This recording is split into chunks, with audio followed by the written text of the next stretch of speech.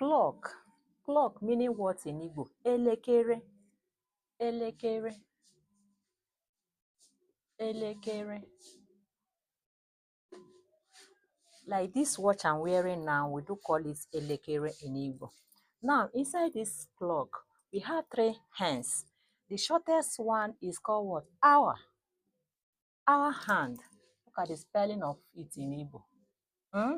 And this next one is what? The long hand is called what? Minutes hand. Minutes. We do call it nkeji in Igbo. Aka nkeji. This one is that tiny one. We call it what? Second. Excuse me.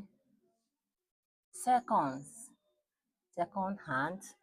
We call it in Igbo zare, zare. Ndewo.